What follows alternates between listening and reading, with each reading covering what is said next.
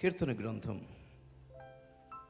39వ కీర్తన 3, 4, 5 వచనాలు చదువుతాం. నా గుండె నాలో మండుచుండెను, నేను ధ్యానించుచుండగా మంట పుట్టెను. అప్పుడు నేను ఈ మాట నోరారా పలికి తిని, యెహోవా, నా అంతము ఎట్లుండునది? నా దినముల ప్రమాణము ఎత్తైనది నాకు తెలుపుము. నా ఆయువు ఎంత అల్పమైనదో నేను తెలుసుకొనగోరుచున్నాను. నా దినముల పరిమాణము నీవు బెత్తడంతగా చేసి ఉన్నావు. నీ సన్నిధిని నా ఆయుష్కాలము లేనట్టే ఉన్నది. ఎంత స్థిరుడైనను ప్రతివాడును కేవలము వట్టి ఊపిరి వలె ఉన్నాడు. ఆమేన్. దేవునికి స్తోత్రం కలుగును గాక. హల్లెలూయా, హల్లెలూయా.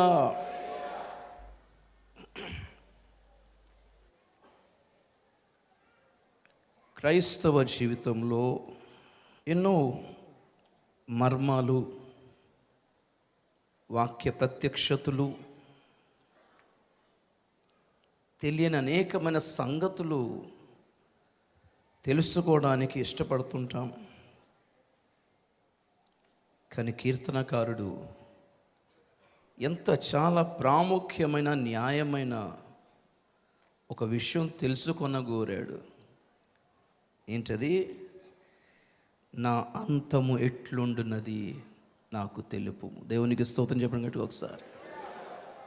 ఎలా బ్రతకాలో తెలుసుకోవడానికి ఇష్టపడతారు జనాలు. సుఖంగా ఎలా బ్రతకాలి, ఆర్థిక లోటు లేకుండా ఎలా బ్రతకాలి, బిజినెస్ బాగా నడిచే టిప్స్ ఏమైనా ఉంటే దొరికితే బాగుండు, ఎలాగా వ్యాపారంలో ఆర్థికంగా రాణించాలి తెలుసుకోవడానికి ఇష్టపడతారు.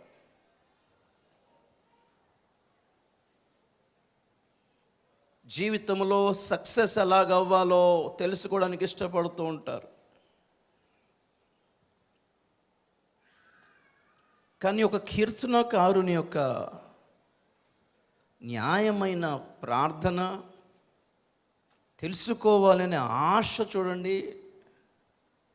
నా ముగింపు ఎలాగుంటుంది ప్రభువా? బాగానే ఉంటుంది కదా?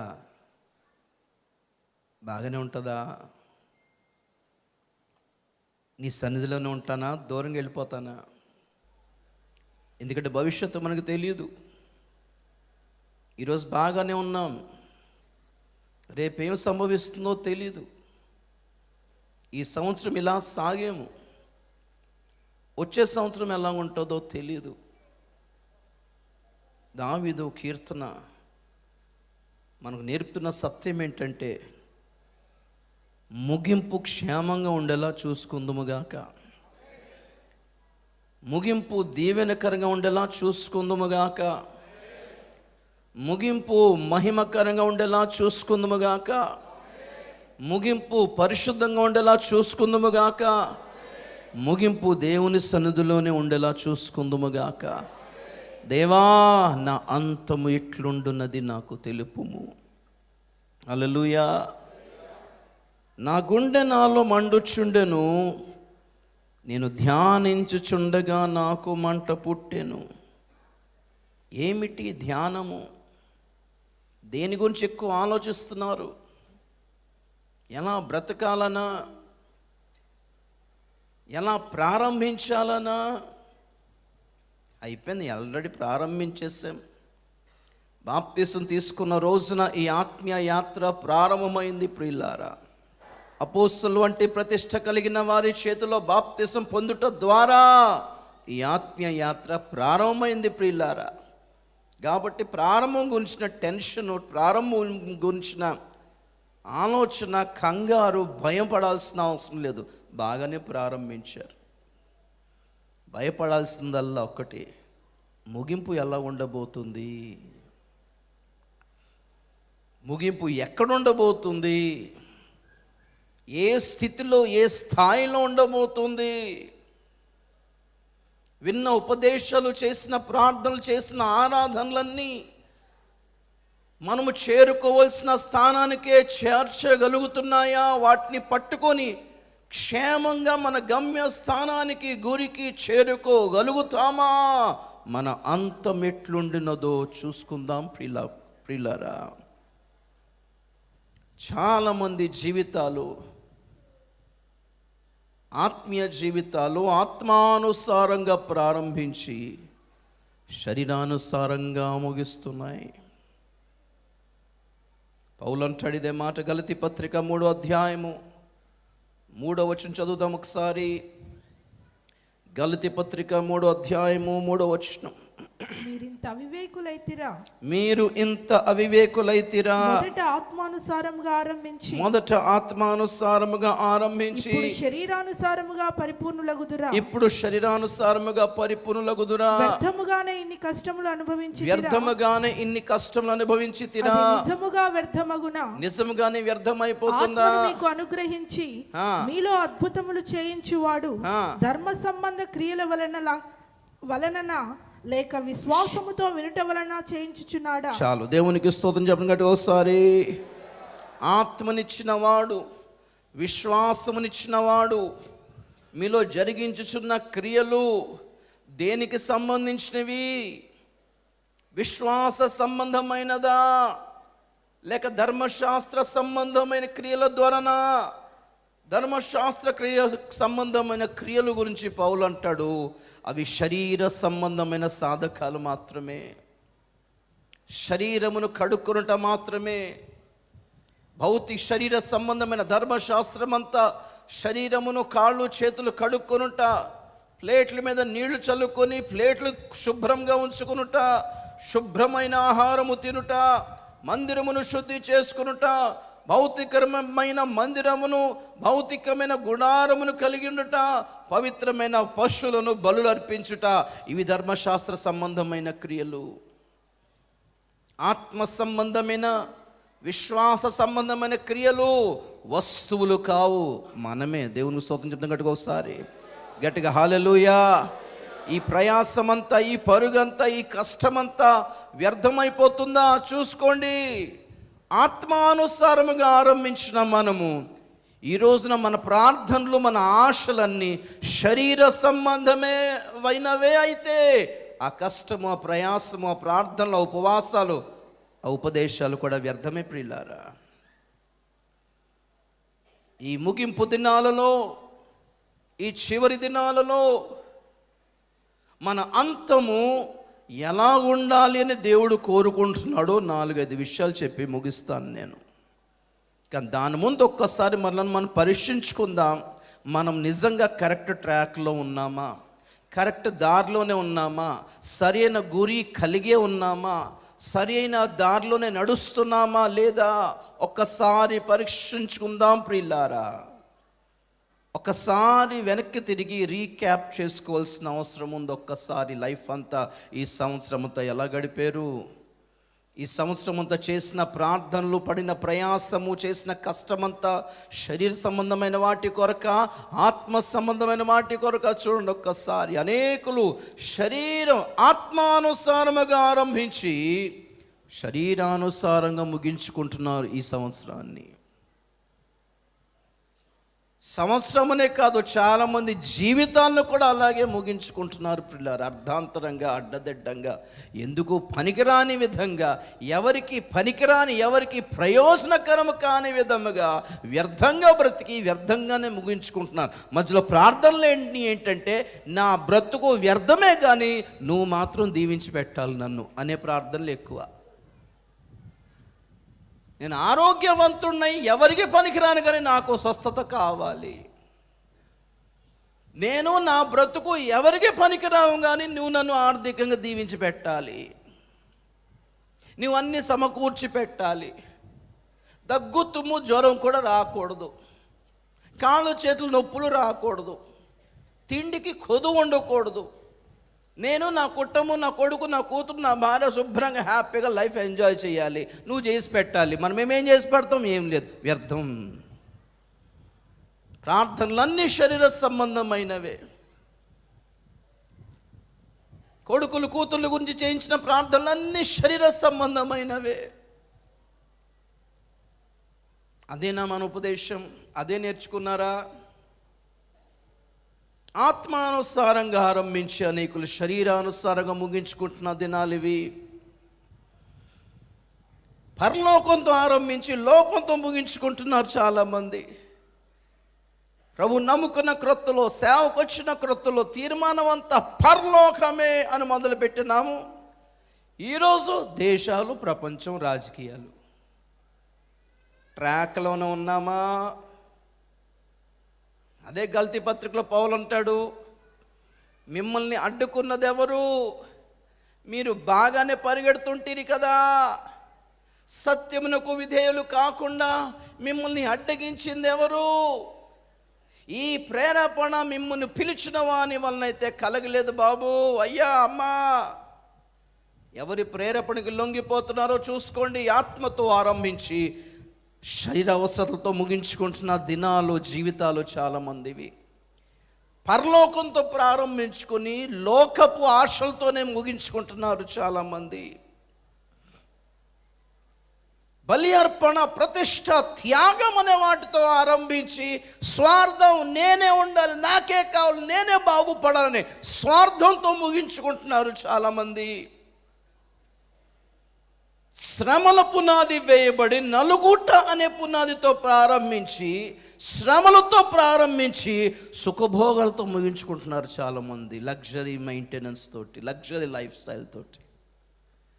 ఏమైపోయాయి ప్రతిష్టలు? ఏమైపోయాయి తీర్మానాలు? అన్నీ త్యజించుటతో ప్రారంభించి అన్నీ సంపాదించుకున్నట్టుతో ముగించుకుంటున్నాము కదా. వేరుపాటుతో ప్రారంభించి సస్సే మీరా, ఎవరితో కలిసేది లేదు, వేరంటే వేరే, ప్రతిష్ట అని ప్రారంభించి పదే పదే ప్రతి దానితో, ప్రతి పాపంతో, ప్రతి లౌకిక వాదముతో రాజీ పడిపోయి కాంప్రమైజ్ అయిపోయే స్థితితో ముగించుకుంటున్నాము కదా. కరెక్ట్గానే ఉందా ముగింపు?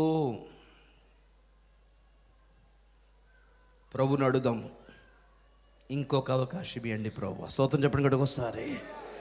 ఈసారి ఫలములని నా కోసం కాదు ప్రభువా, పుష్పించేదను, ఫలించేదను, నా ఫలమునన్ని నీ కోసమే. నీ కోసం ఏం చేశాం ప్రియులారా? ఇంతవరకు ప్రభు కొరకు చేసింది ఏంటి? ప్రార్థనలా మన అవసరాల కోసం చేస్తాం, ఉపవాసాల మనవి కొన్ని బలమైన అవసరాలు కొంచెం అర్జెంటుగా జరగాలంటే దానికోసం ఉంటాం, కానుకల మన దీవెనల కోసం ఇస్తాం, దశం భాగాల అది ఇంకా డేంజర్, పట్టుదలనంత విస్తారమైన దీవెనలు కురిపిస్తాడని వర్షాలు గట్టిగా చెప్తాం. దశం భాగాలు బయటికి రావు మన జేబులోంచి. ప్రతి దాంట్లో మన స్వార్థం, ప్రతి దాంట్లో మన బెనిఫిట్స్, ప్రతి దాంట్లో మన లాభాలే చూసుకుని ఉన్నాం కదా. ఇవ్వకూడదని కాదు, కానీ ఏ మనసుతో ఇస్తున్నారు చాలా ఇంపార్టెంట్. అది ఏ మనసుతో ఇస్తున్నారు, ఏ మనసుతో చేస్తున్నారు. ప్రతి దాంట్లో ఒక దీవెన ప్రసంగం చేస్తేనే కానీ మన సేవకు కూడా రావట్లేదు కదా. నిస్వార్థంగా ఏ బదులాశించకుండా, ప్రభువా నీ కొరకు సేవ చేయాలి తండ్రి, నీ కొరకు చేయడం కంటే గొప్ప భాగ్యం ఇంకొకటి లేదు నాయన అనే ఆశతో, అనే తీర్మానంతో, నిస్వార్థమైన మనస్సుతో ఎంతమంది కష్టపడుతున్నాం దేవుని కొరకు చెప్పండి ఒకసారి. ఈ మధ్య కాల సమయం ముందు ఒక్క తీర్మానంలోకి వద్దాం ప్రియులారా. దేవుడే అంటాడు, వారు తమ కడవరి స్థితి ఒక్కసారి యోచించుకొనుట మేలు. 32వ అధ్యాయం ద్వితీయోపదేశ కాండము. వారు జ్ఞానము తెచ్చుకొని దీనిని తలపోసి, క్షమించాలి నేనే తప్పు చెప్పాను, 18, 19 అన్నాను, 28, 29 చదవాలి, నాదే తప్పు. చదవండి. వారు ఆలోచన లేని జనము, వారిలో వివేచన లేదు, వారు జ్ఞానము తెచ్చుకొని దీనిని తలపోసి తమ కడవరి స్థితి యోచించుట మేలు. దేవునికి స్తోత్రం చెప్పండి గట్టిగా ఒకసారి, గట్టిగా హల్లెలూయా. అక్కడ వాస్తవానికి దేవుడు ఇశ్రాయేలుల గురించి మాట్లాడతాడు. వారు తమ ఆశ్రయ స్థానమైన దేవుణ్ణి అమ్మేసుకుంటారు, వదిలేసుకొని ఎందుకు పనికిరాని బలం లేని దేవతలను నమ్ముకొని అంటాడు దేవుడు, ఆ దేవతలకే దిక్కు లేదు, మీరు వాటిని నమ్ముకుంటే అవి మిమ్మల్ని బ్రతికిస్తాయా? బుర్ర లేదా? బుద్ధి లేదా? ప్రపంచ దేశాల్ని ప్రపంచ నాయకులే రక్షించలేని పరిస్థితులు ఉంటే వారి మీద ఆధారపడి బ్రతుకుతామని మీరు ఎలాగనుకుంటున్నారు అని దేవుడని ఒక్కసారి వారు తమ కడవరి స్థితిని ఆలోచిస్తే బాగుంటుంది. వాళ్ళ ముగింపు ఎంత దారుణంగా ఉండబోతుందో ఒకసారి ఆలోచిస్తే బాగుంటుంది. తీర్పులు వచ్చినప్పుడు వారి ముగింపు, ఉగ్రత కుమ్మరించబడినప్పుడు వారి ముగింపు ఎలా ఉండబోతుందో బాగున్నప్పుడు ఒకసారి ఆలోచిస్తే బాగుంటుంది కదా.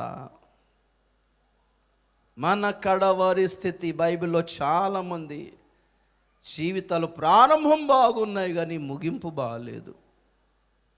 అందులో ఆదం హవ్వలు మహిమతో ప్రారంభించి మట్టితో ముగిశారు కదా. నిత్య జీవము, చావు లేని ఒక మహిమకరమైన స్థితితో ప్రారంభించి కుళ్ళిపోయిన దేహాలతో ముసలోళ్ళు అయిపోయి వృద్ధాప్యములో చచ్చే పరిస్థితి వచ్చేసింది కదా.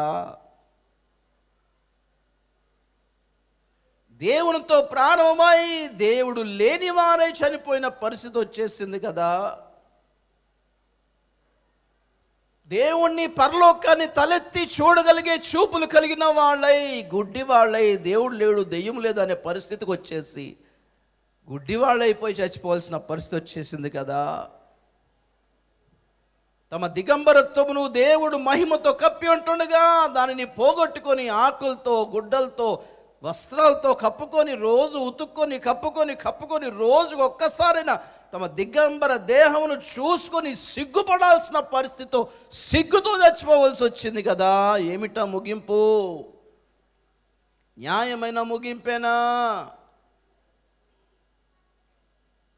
దేవునికి లోబడి దేవునికి విధేయత చూపించి తన కుటుంబానికి రక్షణ కలుగు చేసిన నోవహు యొక్క ప్రారంభము ఎంత మహిమకరంగా ఉందో, ముగింపు త్రాగేసి పడుకున్నాడు కదా, అంత అయిపోయింది.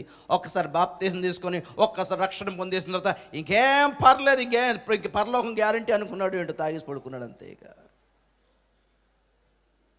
తన కుమారులకి, తన మనవులకి శాపం తెచ్చుకొచ్చిన, కీడు తీసుకొచ్చిన విధంగా చనిపోయిన ఒక తండ్రి యొక్క స్టోరీ కదా. ఇదేనా ముగింపు?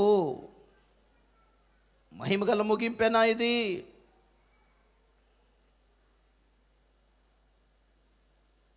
అపోస్తలుడు అని పేరు పెట్టబడిన యూదా ఇస్కరియోతు ముగింపు ఊరితో, తనకు తానే ఊరేసుకోవడంతో ముగిసాడు కదా.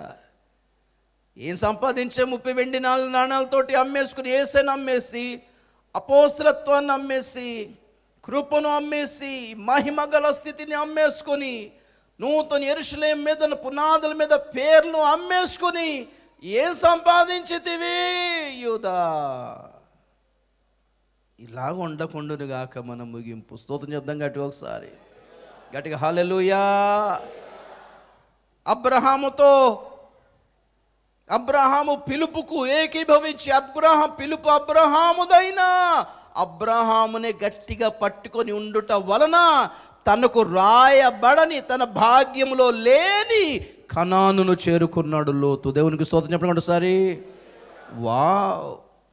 పిలుపు లేకపోయినా, ఏర్పాటు లేకపోయినా ఒకటే పని చేశాడు, మంచి పని. ఏంటది? పిలుపున్న వాణిని, ఏర్పాటు ఉన్నవాడిని గట్టిగా పట్టుకోవడంతో అక్కడ చేరుకున్నాడు. వావ్! 4 రోజులు ఆగుంటే ఏమయ్యేది? లోతు కుటుంబానికి దేవుడు ఒక శ్రేష్టమైన భూమి కనాన్లో కేటాయించేవాడు. హల్లెలూయా, హల్లెలూయా. అవునా? చక్కగా భార్య బ్రతికి ఉండేది, కుమార్తెలిద్దరికి మంచి వివాహం అయ్యేవి. లేదు. మరలా లౌకికమైన ఆశల వలన, అనవసరమైన కేసు వలన, అనవసరమైన తగులు గొడవల వలన ఆ కనానును వదిలి, ఆ అబ్రహామును వదిలి, ఆ పిలుపును వదిలి, ఆ ఏర్పాటును వదిలి, ఆ దేవుణ్ణి వదిలి సొదొమకి వెళ్ళిపోయి నాశనం అయిపోయాడు. ఏమిటా ముగింపు? ఇదేనా న్యాయమైన ముగింపేనా? అడుగుదాం, ప్రభువా ఏం కాదు కానీ నా ఎండింగ్ ఎలా ఉంటుందో ఒక్కసారి చూపించు అని అడగాలి. అడగడమే కాకుండా దానికి మనం ఏం చేయాలో అది చేయగలగాలి. స్తోత్రం చెప్పండి ఒకసారి. ఒకడు ఒక మంచి తీర్మానం కోరుకున్నాడు.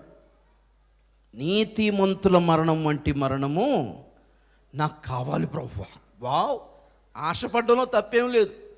సంఖ్యాకాండం 23వ అధ్యాయం 10వ వచనం చదువుదాం. సంఖ్యాకాండం 23వ అధ్యాయం 10వ వచనం. యాకోబు రేణువులను ఎవరు లెక్కించెదరు? ఇశ్రాయేలు 4వ పాలును ఎవరు లెక్క పెట్టగలరు? నీతిమంతుల మరణం వంటి మరణము నాకు లభించునుగాక. చాలు, దేవునికి స్తోత్రం చెప్తాం కాబట్టి ఒకసారి. ఎలాంటి మరణం కావాలంట? తర్వాత చదవండి. నా అంత్యదశ వారి అంతము వంటి దగునుగాక. వారి అంతం వంటి దగునుగాక. వావ్, ప్రార్థన బాగుంది, తప్పు లేదు. ఆశపడ్డం బాగుంది, తప్పు లేదు. న్యాయమైన ప్రార్థన, న్యాయమైన కోరిక, కానీ న్యాయమైన జీవితం కూడా ఉండాలి బ్రదర్ సిస్టర్. యెహోషువ గ్రంథం 13వ అధ్యాయము, యెహోషువ గ్రంథం 13వ అధ్యాయం 22వ వచనం చదవండి ఒకసారి.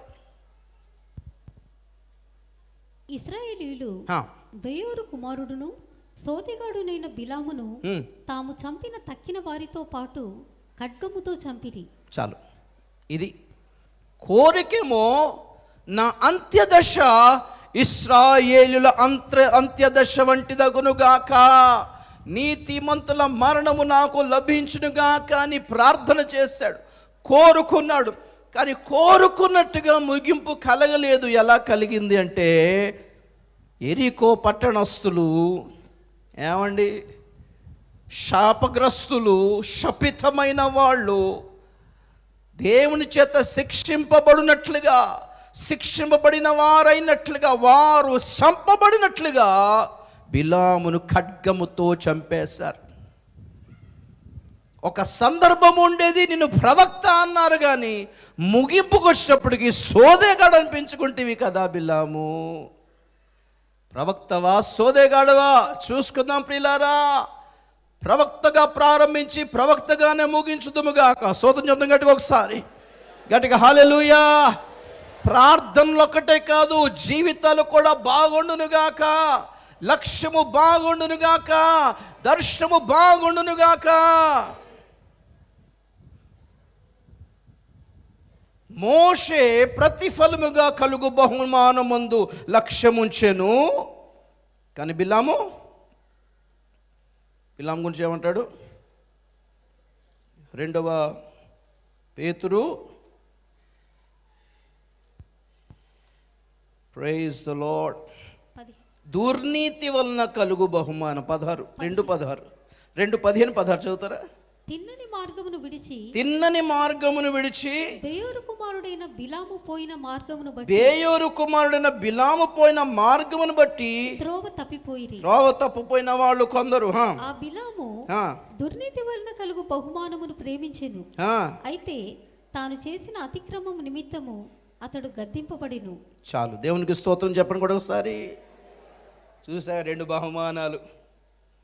ప్రతిఫలముగా దేవుని ప్రజలతో నింద అనుభవించుట ద్వారా, అల్పకాల పాప భోగములను అనుభవించుట కంటే, దేవుని ప్రజలతో నింద అనుభవించుట ద్వారా, ఫరో కుమార్తెగా యొక్క కుమారుని అనిపించుకున్నట కంటే, క్రీస్తు విషయమైన శ్రమలను అనుభవించుట ద్వారా కలుగు బహుమానమందు ప్రతిఫలముగా దేవుని కొరకు నలుగుట ద్వారా, సమర్పించుకున్నట ద్వారా, సమస్తమును విడిచిపెట్టుట ద్వారా, దేవుని కొరకు సమర్పించుకున్నట ద్వారా వచ్చే బహుమానమందు ఒకడు లక్ష్యం ఉంచితే, ఒకడు దుర్నీతి వల్ల కలుగు బహుమానం మీద లక్ష్యం ఉంచి ఎలాంటి ముగింపు సంపాదించాడో చూసుకోండి. ప్రార్థన బాగానే ఉంది, మళ్ళీ వ్యాకరణం ఒకటి బాగుంటే సరిపోదు, సాహిత్యం ఉంటే సరిపోదు, భాషా పరిజ్ఞానం ఉంటే సరిపోదు, వాక్య జ్ఞానం మర్మాలు ఉంటే సరిపోదు. జీవితాలు కూడా అంత శ్రేష్టమైనదిగా ఉండునుగాక, లక్ష్యం అంత శ్రేష్టమైనదిగా ఉండునుగాక, మార్గం అంత శ్రేష్టమైనదిగా ఉండునుగాక, తీర్మానాలు అంత శ్రేష్టమైనవిగా ఉండునుగాక. హల్లెలూయా. వారి అంత్యదశ నీకు కావాలి అనుకున్నప్పుడు వారితో కలిసి ఎందుకు ప్రయాణం చేయలేదు బిలాము? ఇశ్రాయేలుల ముగింపు కనాను దేశమైతే బిలాము ముగింపు శిక్ష. ప్రార్థన చేసుకోవాలి మనం, ప్రభువా నా అంతం ఎట్లుండునదో నాకు తెలియదు కానీ కోరుకోవడంలో తప్పేం లేదు కదా, శ్రేష్టమైనదిగా ఉండాలి ప్రభువా, నీ సన్నిధిలో ఉండాలి ప్రభు. దావీదు ఒక కోరిక చాలా బలిగా ఉంటుంది, బాగుంటుంది. మొదటి సమూయేలు 26:20 చదువుదాం ఒకసారి. సమూయేలు గ్రంథం, మొదటి గ్రంథం 26వ అధ్యాయం 20వ వచనం.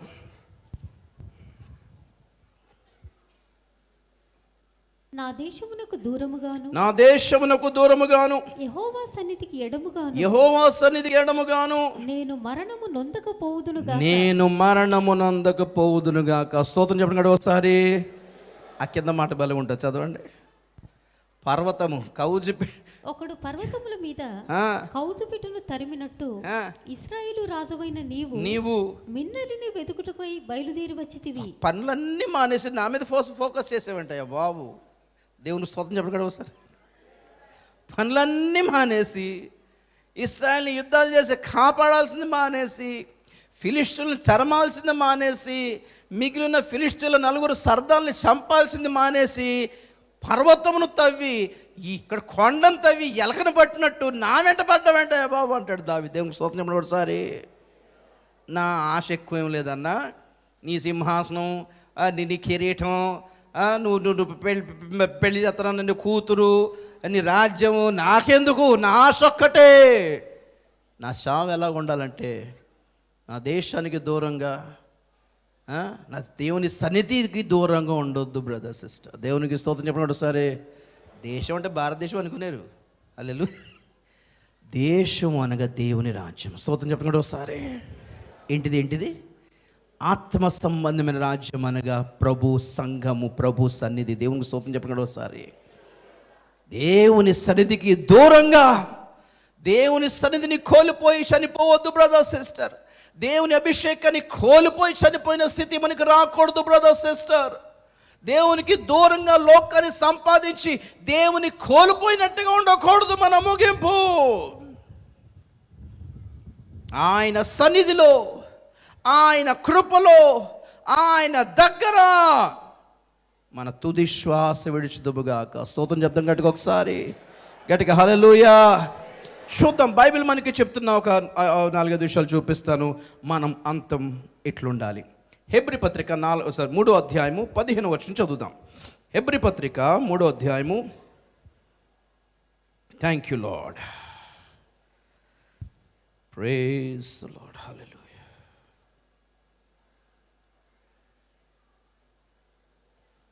హెబ్రీ పత్రిక 3:12 నుంచి మిక్స్ ఉంటుంది, పునః అలాగే చదువుదాం. 12-14 చదవండి. సహోదరులారా, జీవము గల దేవుని విడిచిపోవునట్టి, జీవము గల దేవుని విడిచిపోవునట్టు విశ్వాసము లేని దుష్ట హృదయము మీలో ఎవని యందైనను ఒకవేళ ఉండునేమో అనియు జాగ్రత్తగా చూచుకొనుడి. నేడు మీరాయన శబ్దమును వినిన ఎడల కోపం పుట్టించినప్పటి వలె మీ హృదయములను కఠినపరుచుకొనకూడని ఆయన చెప్పెను గనుక, పాపం వలన కలుగు భ్రమ చేత మీలో ఎవడును కఠినపరచబడకుండునట్లు నేడు అనబడిన సమయం ఉండగానే ప్రతి దినమును ఒకనికొకడు బుద్ధి చెప్పుకొనుడి. ఏలయనగా మొదటి నుండి మనకున్న దృఢ విశ్వాసము అంతము మట్టుకు గట్టిగా చేపట్టిన ఎడలనే క్రీస్తులో పాలివారమయుందుము. స్తోత్రం చెప్పండి గట్టిగా ఒకసారి, గట్టిగా హల్లెలూయా.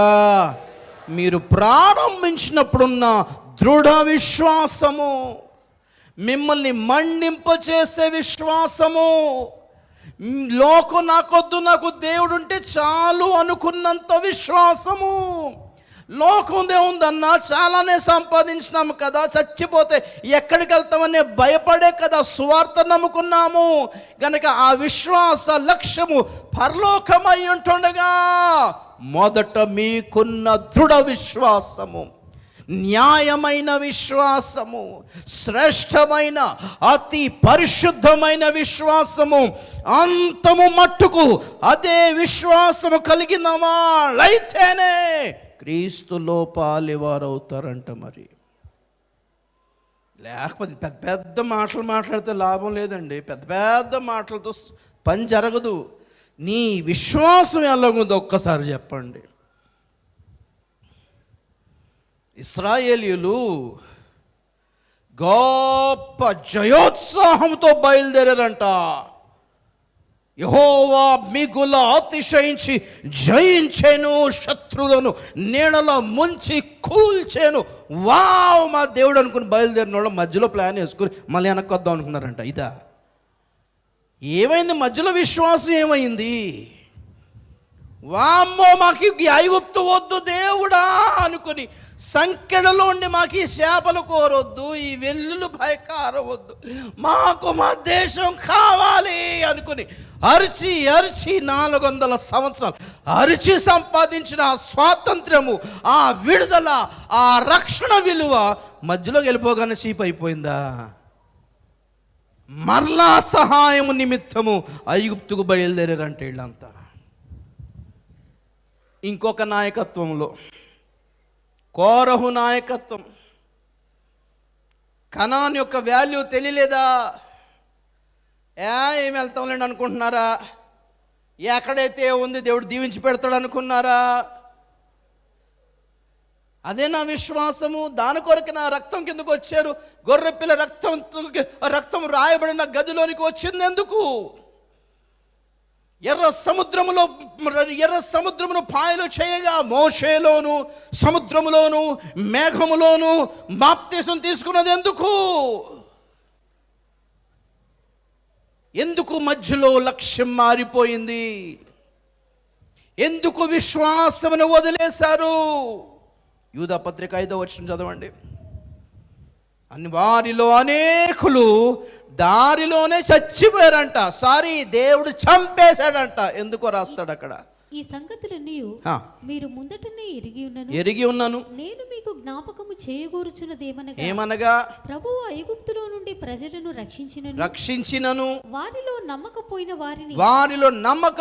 వారిని తరువాత నాశనం చేసాడంట. చాలు. ఏంటి సింపుల్ రీజన్? ఏంటి? చాలా సింపుల్ కాజ్, చాలా సింపుల్ కారణం ఏంటంటే నమ్మలేదంటండి దేవుడు నడిపిస్తాడు, అక్కడ వరకు చేరుస్తాడని. నిజమే. మరి 11 రోజుల్లో చేరాల్సిన ప్రయాణం 40 సంవత్సరాలు పడితే డౌట్ వచ్చేసింది అందరికీ.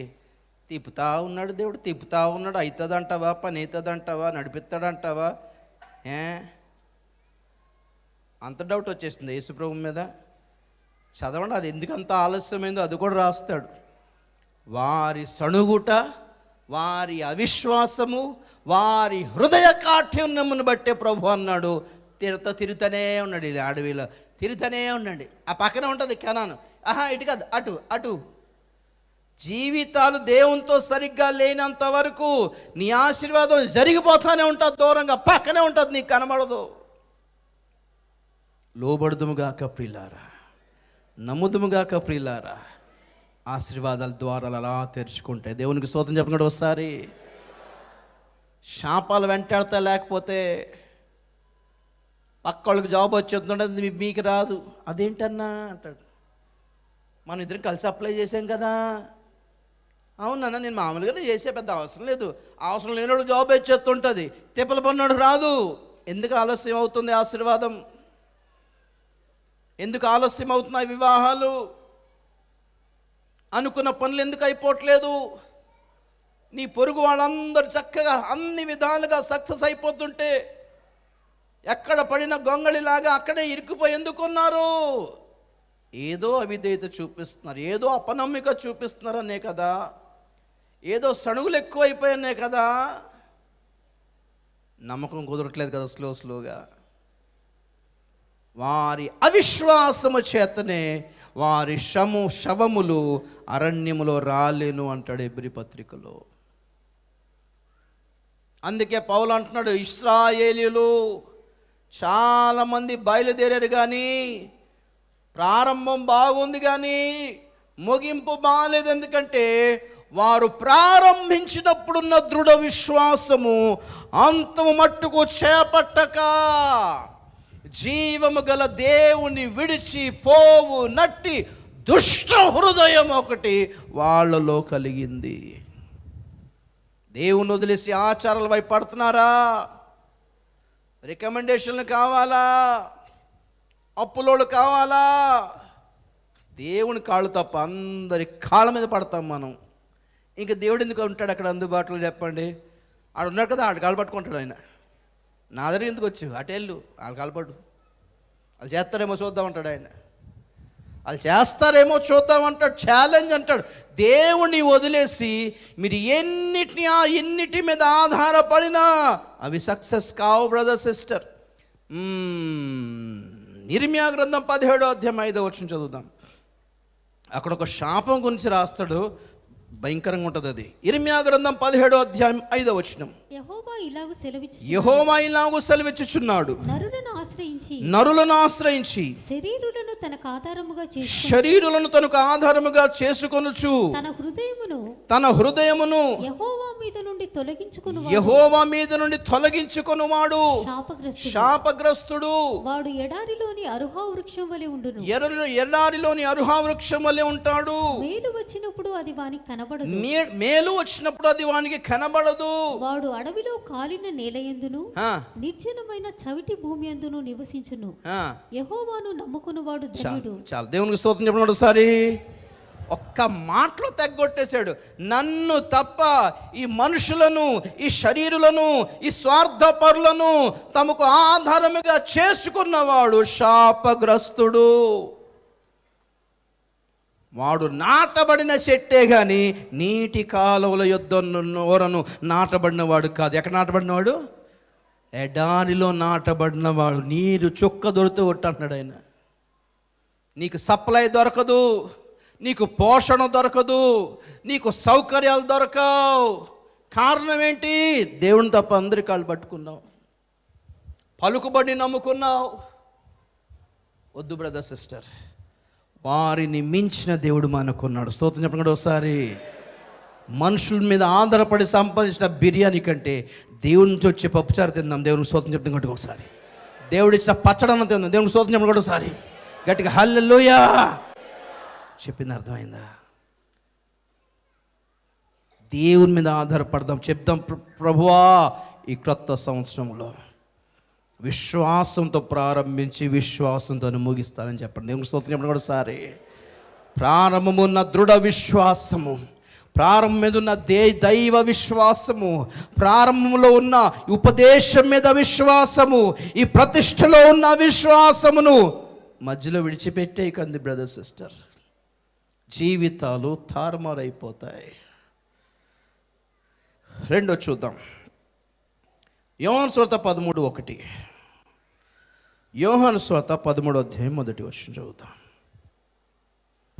తాను ఈ లోకము నుండి తండ్రి యొద్దకు వెళ్ళవలసిన గడియ వచ్చెనని యేసు పస్కా పండుగకు ముందే ఎరిగిన వాడై లోకములోనున్న తన వారిని ప్రేమించి వారిని అంతము వరకు ప్రేమించి అంతము మట్టుకు ప్రేమించాలి. స్తోత్రం చెప్పండి ఒకసారి. పరిస్థితులు తారుమారయ్యాయని, ఎదుటి వాళ్ళు మధ్యలో గలిబిలయ్యారని మనం గలిబిల్ అవ్వద్దు. దేవునికి స్తోత్రం చెప్పండి ఒకసారి. మన యేసయ్య యొక్క గొప్పతనం ఏంటంటే తనను అమ్మేసేవాన్ని కూడా కౌగిలించుకున్నాడు. దేవునికి స్తోత్రం చెప్పండి ఒకసారి. తనను అమ్మేయబోతున్న అతని యొక్క కాళ్ళు పాదాలు కూడా కడిగాడు. ఏమని? ఎందుకని? నీకు నా మనసులో నా మీద నీ మనసులో గలిబిలు ఉందేమో కానీ నీ మీద నాకు. దేవుని స్తోత్రం చెప్పండి ఒకసారి. ఇక నువ్వేం చేసావు, ఇంకా నా తండ్రి చూసుకుంటాడు. బైబిల్ అంటుంది రోమపత్రిక 13 13:8 మనమంట చదవండి. ప్రేమించుట అనే విషయంలో తప్ప మరేమీ ఎవనికి అచ్చి ఉండకూడదు. స్తోత్రం చెప్పండి ఒకసారి. ఏంటంటది? ప్రభు రాకడ వరకు మనం ఎవరికైనా అప్పు ఉంటే ఏ విషయంలో అప్పు ఉండాలంట? ప్రేమ విషయంలో తప్ప ఇంకే విషయంలో అప్పు ఉండకూడదని బైబిల్ చెప్తున్నా. చూడండి, దేవునికి స్తోత్రం చెప్పండి ఒకసారి. ఎన్ని అప్పులు ఉన్నాయో చూసుకోండి. ఆయనో దేవుడా, కొంత మరీ సీరియస్గా కడతారు. అన్న అప్పులు ఉంటే రాకడలు ఎత్తబడతామా? ఏమో చూసుకో మరి. వాళ్ళకి చెమటలు కారిపోతూ ఉంటాయి. అన్న ఎన్ని లక్షలు ఉన్నాయి, మీరు తీర్చలేకపోతే తర్వాత సంగతి. అప్పు తీర్చగలిగిన వాళ్ళు ఉండి జల్సాలకు అలవాటు పడి తర్వాత చూద్దామని తినేసాను కూడా డబ్బులు, ఇక అక్కడ చూసుకోవాలి లెక్క. చాలామందికి దేవుడు అప్పు చేసినా దేవుడు ఏం చేస్తాడంటే అప్పు తీర్చుకునే కృపను కూడా ఇస్తాడు. కానీ మనం ఏం చేస్తాం, మనకు అప్పు చేయడం అలవాటు అయిపోయి ఎవడొకరు ఇస్తాడులే ఆ డబ్బులతో తినేసి షికారులు చేసి ఆ బాంబే తిరిగి వచ్చి ఆ సింగపూర్ తిరిగి వచ్చేస్తాం. డబ్బులుండి అప్పు తీర్చగలిగిన వాళ్ళయి ఉండి లోన్లు కట్టగలిగిన వాళ్ళయి ఉండి కూడా మీరు కట్టకుండా ఆ డబ్బులన్నీ తినేసి జల్సాలకి తినేస్తే మాత్రం లెక్కలో నుండిపోద్ది. జాగ్రత్త. ఏ విషయంలో ఎవరికి అప్పు ఉండొద్దు ప్రియులారా. దేవుని స్తోత్రం చెప్పండి ఒకసారి. అప్పుంటే తీర్చుకునే వరకు పచ్చడమే తింటూ బతకండి. అవసరమైతే మర్చిపోండి, పండగలు మర్చిపోండి. ఆ సంవత్సరం కిస్మిస్ పండగలు, అర్థమైందా, కాజు పండగలు, కిస్మిస్ కాజులు, పాయాసాలు, కొత్త బట్టలు, గోడకు సున్నాలు అన్నీ మర్చిపోవాలి. అప్పులు తీరిన తర్వాతనే ఏదైనా. దేవుని స్తోత్రం చెప్పండి ఒకసారి. ఎలా ఉంటున్నారో అర్థం కదండి. అప్పు ఉండి చాలామంది భలే ఉంటారు. వాళ్ళు ఎదుట్లో చెప్తుంటే నాకు గుండె ఆగిపోతుంటుంది. అన్న 12 లక్షలు అప్పున్నాడు, నేను చచ్చిపెట్టట్టున్నాను. అది నువ్వు మీరెలా బతుకున్నారని అంటారు. 10-15 వేలు అప్పు ఉంటే నాకు కాలు చేతులు ఆడదు. తింటున్నప్పుడు గుర్తు వస్తుంటుంది, చెమటలు కారిపోతుంటుంది. ఏదోటి చేసి ఏదోటి అమ్మేసైనా అప్పు తీర్చేద్దాం అమ్మ బాబోయ్ అనిపిస్తుంది. ఎలా బతుకుతున్నారు దేవుడా. ప్రేమ విషయంలోనే అచ్చి ఉందాం. హల్లెలూయా. ఎవరికి ఏది అచ్చి ఉండదు, ఏది అప్పు ఉండొద్దు బ్రదర్ సిస్టర్. ప్రేమించుదాం. దేవునికి స్తోత్రం కలిగిన గాక. ప్రభు మనల్ని ఎలా ప్రేమించాడో అలా ప్రేమించుదాము గాక. దేవునికి స్తోత్రం. ఆ ప్రేమలో క్షమాపణ ఉంది. ఏముంది? ఆ ప్రేమలో సహనం ఉంది. దేవునికి స్తోత్రం చెప్పండి కదా ఒకసారి. దైవ ప్రేమ ఫలాలు ఎలా ఉంటాయో 13వ అధ్యాయం చెప్తుంది. 1 కొరింథీ భలే ఉంటుంది. తీయక్కర్లేదు, చదివిందే కదా, కంఠస్థ కూడా రావాలి మీకు. దేవునికి స్తోత్రం చెప్పండి కదా ఒకసారి. ప్రేమ అపకారమును మనసులో ఉంచుకోదు, ప్రేమ అమర్యాదగా నడవదు, ప్రేమ అన్నిటిని తాళుకొనును, అన్నిటినీ నమ్మును, అందరికీ సహాయం చేయను, త్వరగా కోపపడదు. కోపపడిన మనసులో గలిబిలైపోతుంటుంది. వాళ్ళు సమాధాన పడరు, మనమే సమాధాన పడతాం. దేవునికి స్తోత్రం చెప్పండి ఒకసారి. మన దేవుడు అలా అంటాడు. హల్లెలూయా, హల్లెలూయా. ఆయన చూశాడు, యేసు ప్రభు చూశాడు. తాను వెళ్ళిపోయి టైం వచ్చిందని టైం చూసుకున్నాడు. అదే చివరి రాత్రి కదా ఆయనకి. తెల్లారు లేసరికి మళ్ళీ లేదు, ఇంకా ఇలా కూర్చొని మళ్ళీ భోజనం చేస్తాము లేదు, ఇంకా అయిపోయింది అనుకున్నాడు ఏమో. వాళ్ళందరూ చూసి కళ్ళలో నీళ్ళు తెచ్చుకున్నాడు. మళ్ళీ నేను ఎప్పుడు చూస్తాను నాన్న రాత్రి, ఇదే లాస్ట్ నైట్ మనకి బాయా అంటే వాళ్ళు భయపడిపోతున్నారో కంగారు పడుతున్నారో. ప్రభు అనుకున్నాడు, ఒకవేళ యేసు ప్రభు కనుక భూమి మీద 80 సంవత్సరాలు బతుకుంటే ఏం చేసేటాడు? 80 సంవత్సరాలు కూడా ప్రేమించేవాడు కదా వాళ్ళందరినీ. అదే అనుకున్నాను, నేను 80 సంవత్సరాలు బతుకుంటే ఇంకా రానున్న ఇంకొక 50 సంవత్సరాలు ఎంత ప్రేమించాలో ఆ ఒక్క రాత్రి అందరిని ప్రేమించేశాడంట. స్తోత్రం చెప్పండి ఒకసారి. అంత మట్టుకు ప్రేమించేశాడంట. బతికుండగా పూర్తిగా ఎలా ప్రేమించాడు నాకు ఇప్పటికీ అర్థం కదా. క్యాల్కులేషన్ వేయలేం, కానీ చిన్న ఎగ్జాంపుల్ చెప్పాను. 50 సంవత్సరాలు ఇంకా బతుకుంటే యేసయ్య భూమి మీద ఉండుంటే కనుక వాళ్ళని ఎలా చూసుకునేటోడో, ఎలా చేర్చుకునేటోడో, వాళ్ళ చేతులు పట్టుకొని వాళ్ళ పాదాలు పట్టుకొని పిల్లల్ని ఆడించినట్టుగా ఎలా ఆడించేటోడో, ఎలా క్షమించేటోడో, సర్లే నాన్న అని ఎలాగని బుజ్జగించేటోడో, ఎలా ఆదరించేటోడో. ఏం పర్లేదు ఒకరు చనిపోయినందుకు బాధపడుతున్నారా అని మిమ్మల్ని అనాథగా విడిచిపెట్టిన వాళ్ళు చూస్తుంటే ఎవరు అందరూ అనాథయ్యారు ఇక్కడ, అందరూ బాగానే ఉన్నాం కదా. భవిష్యత్తును చూసుకుంటూ ప్రభు వాళ్ళకి ఆదరించి, భవిష్యత్తులో వీళ్ళు పొందబోతున్న శ్రమలను చూచి, భవిష్యత్తులో వీళ్ళు పొందబోతున్న ఒంటరితనాలు చూసి ఆ రాత్రి మొత్తం క్లియర్ చేశాడు. నేను మీతోనే ఉన్నాను, మిమ్మల్ని విడిచిపెట్టి వెళ్ళిపోవటం లేదు, ఇదిగో పరిశుద్ధాత్మని ఇస్తాను, అమ్మలా చూసుకుంటాడు ఆయన, మీరు బాధపడకండి. వీళ్ళు కన్ఫ్యూజు, ఏంటి ఆయన ఏంటిది, ఈరోజు చివరి జనం ఏం కాదే, వాళ్ళకి తెలియదు పాపం, అదే లాస్ట్ అని. ఇంకా చాలా ఫ్యూచర్ ఉంది కదా అని వీళ్ళు అనుకుంటున్నారు. అదేంటి ప్రభా, బోళ్ళని సేవ చేయాల్సింది చాలా ఉంది, ఇంకా నువ్వు అలాగుంటే ఎలాగా ఒక రాత్రికే? ఏమో నాన్న, ఇద్దరు చివరి రాత్రి ఏమో. ఒక మాటలో చెప్పాలంటే యేసు పరలోకం వెళ్ళిపోయిన తర్వాత మరి ఎలా మిస్ అయ్యేవాడేమో వీళ్ళందరినీ. అయ్యో ఇన్ని సంవత్సరాలు 3 సంవత్సరాలు నా శిష్యులతో నేను తిరిగానే, వలలు విడిచిపెట్టి వచ్చేసారే, నిండిన వలలు విడిచిపెట్టి వచ్చేసారే, కుటుంబాలు విడిచిపెట్టి వచ్చేసారే, నాతో పాటు కొండలు ఎక్కారే, అడవుల్లో తిరిగారే, ఆకలితో అలమటించారే, మమ్మీ డాడీ అని ఇంటికి కూడా వెళ్ళలేదే, అయ్యో అందరిని విడిచిపెట్టి వచ్చేసిన వాళ్ళని నేను విడిచిపెట్టి ఎలా వెళ్ళిపోవాలి తండ్రి అని బాధపడిపోతున్నాను అనమాట. అందుకే ఆ రాత్రి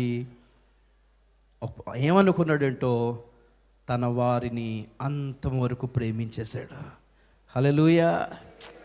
నిజంగా శిష్యులకి ఈ విషయం తెలుసుంటే బోని వెక్కి ఎడతారా ఆ రాత్రి అంతా. వెళ్ళిపోతావా ప్రభువా, ఇదేనా లాస్ట్ ప్రభువా అంటే ప్రభుని లేదు, వాళ్ళకి తృప్తి అనిపించేంతగా ప్రేమించాడంట యేసయ్య.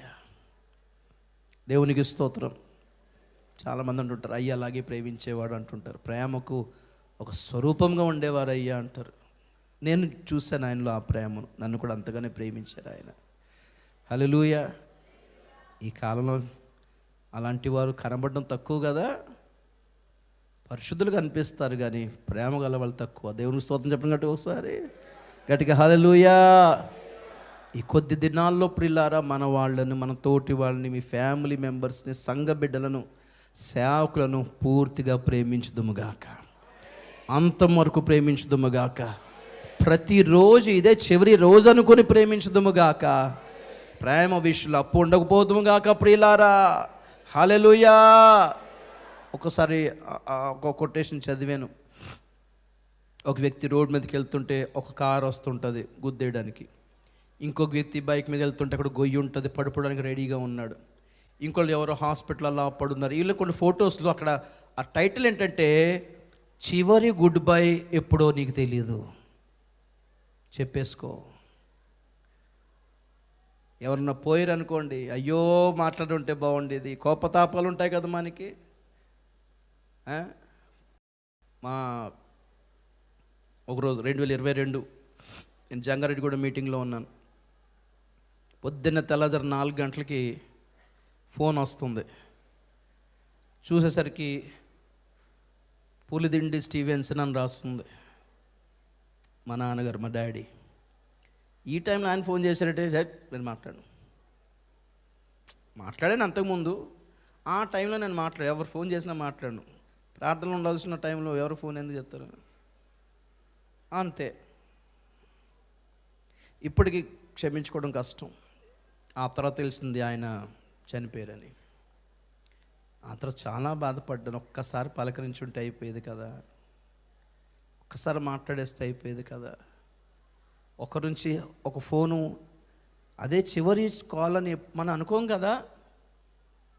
అప్పుడే బుద్ధి వచ్చింది, ప్రభు లేదు ప్రభు ఫోన్ ఎత్తాలి సార్ అనుకున్నాను. దేవునికి స్తోత్రం చెప్పండి కూడా ఒకసారి.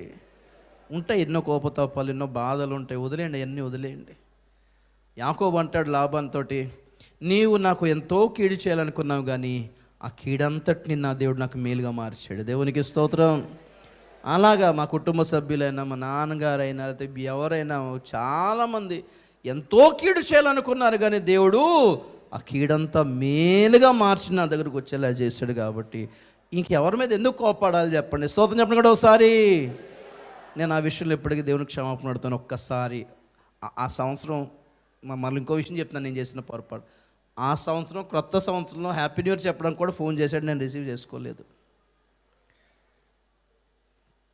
కొన్ని కోపాలు మానేసుకుందుము గాక ప్రియులారా. నేను ఇప్పటికీ ఆ విషయంలో ప్రభు దగ్గర క్షమాపణ అడుగుతాను. ఇంకా ఆయన క్షమిస్తాడు లేదు తెలియదు.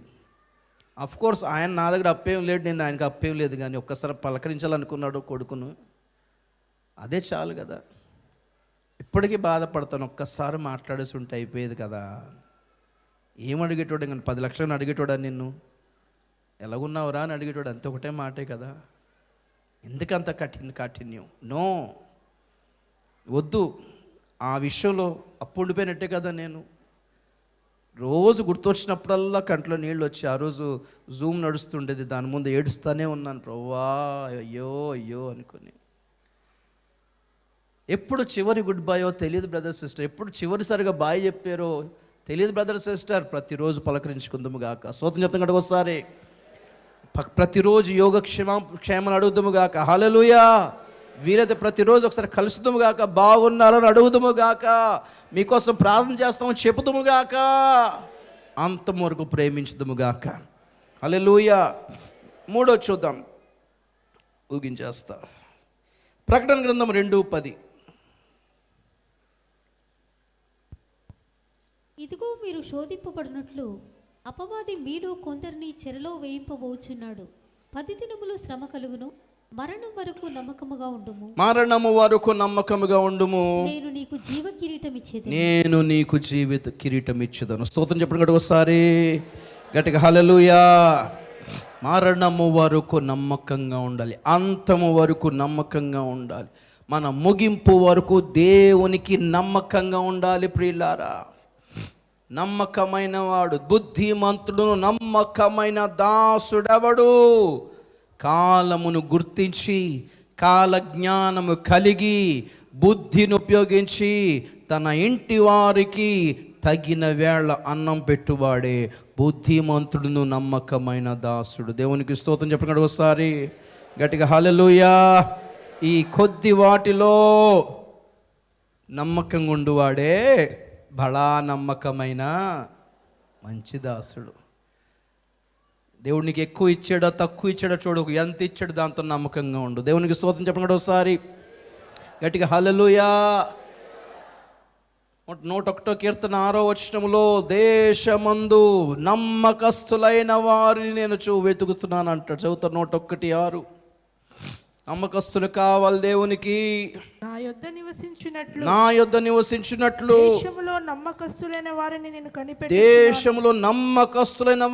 కనిపెట్టుచున్నాను. నిర్దోష మార్గమందు నడుచువారు నాకు పరిచారకులగుదురు. స్తోత్రం చెప్పండి ఒకసారి. బాగా ప్రార్థనా పరులా, అది సెకండ్ ఆప్షన్ పెట్టుకోండి. బాగా ఉపవాస వీరులా, అది కూడా 2వ ఆప్షన్లో పెట్టుకోండి. దేవుడు కావాల్సింది ఎవరు? బాగా మర్మాలు చెప్పిన వాళ్ళ, బాగా ప్రసంగాలు చేసిన వాళ్ళ, బాగా బేస్ వాయిస్ ఉన్నవాళ్ళ? దేవునికి కావాల్సిన నమ్మకస్తులు. స్తోత్రం చెప్పండి ఒకసారి. మిగిలిన అభిషేకం అంతా, మిగిలిన ఆ ప్రతిష్ట బలమంతా దేవుడు అనుగ్రహిస్తాడు. నమ్మకం అన్నది మన చేతిలో ఉన్న పని, మనం చేయాల్సినవి. ఎలా వాడుకోవాలి, ఏం వాడుకోవాలి, ఎలా బలపరచాలి, ఎన్ని వరాలు ఇవ్వాలి, ఎంత అభిషేకం ఇవ్వాలి, అది ఆయన చూసుకుంటాడు. మనం చూసుకోవాల్సింది ఏంటి? నమ్మకంగా ఉన్నామా లేదా? దేవునికి స్తోత్రం చెప్పండి ఒకసారి గట్టిగా హల్లెలూయా. మోషే దేవుని ఇల్లంతట్లో నమ్మకమైన వాడు, సాత్వికుడు. ఎలా చెప్తే అలా విన్నాడు, ఎక్స్ట్రా మాట్లాడలేదు మోషే అయితే పాపం. ఇంకా లోబడమన్నాడు కదా అని లోబడతాడేమో చూద్దామని మోషే నువ్వు అడ్డు తప్పుకో, వీళ్ళందరినీ నాశనం చేసి నీ సంతానమును హెచ్చించి గొప్ప చేసేదని అనగానే, ఇది ఎక్కడ ప్లేట్ ఫీర్ అయిపోయినా ఆయన అన్నాడే, ఈ వాగ్దానం మీద బాగుంది ప్రభు అనలేదు. నన్ను వదిలే బాబు, వీళ్ళందరూ కనాన్ తీసుకెళ్ళిన ఆయన అన్నాడు. స్తోత్రం చెప్పండి ఒకసారి. నేను నా కుటుంబం బాగానే ఉన్నాంలే, చాలు నాయన నీ దండం పెడతా, వీళ్ళు మాత్రం కనాన్ చేర్చు, వీళ్ళని కనావా దేవుడు అనుకున్నారే. ఇలా అందరూ తీసేసి వాగ్దానాన్ని నీకే అంటే ఎంత భలే ఉండదు. వద్దు ప్రభువా, నువ్వు మాట ఇచ్చావు, నువ్వు మాట తప్పొద్దు, నేను మాట తప్పొద్దు. స్తోత్రం చెప్పండి ఒకసారి. దేవుని మీద మచ్చపడకుండా చూసుకున్నాడండి, దేవుని మీద ఈగ వాలకుండా చూసుకున్నాడు మోషే. అందుకే మోషే అంటే దేవుడికి చాలా ఇష్టం. దేవునికి స్తోత్రం చెప్పండి ఒకసారి గట్టిగా హల్లెలూయా. అందుకే మోషే ఏది అడిగినా దేవుడు ఇచ్చాడంట. ఏది అడిగినా ఇచ్చిన వాళ్ళలో 3 ఉన్నారు అంటాడు. 99వ కీర్తన 6వ వచనం చదవండి. 99వ కీర్తన 6వ వచనం. ఆయన యాజకులలో మోషే అహరోనులుండిరి. ఆయన నామమును బట్టి ప్రార్థన చేయు వారిలో సమూయేలు ఉండెను.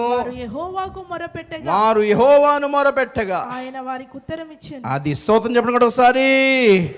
మోషే అడిగినా దేవుడు కాదని లేకపోయేవాడు, అహరోను అడిగినా దేవుడు కాదని లేకపోయేవాడు, సమూయేలు అడిగినా దేవుడు కాదని లేకపోయాడు. అంటే ప్రార్థన పరలోకి ఉండాల్సిన ఫేస్ వాల్యూ ఇది.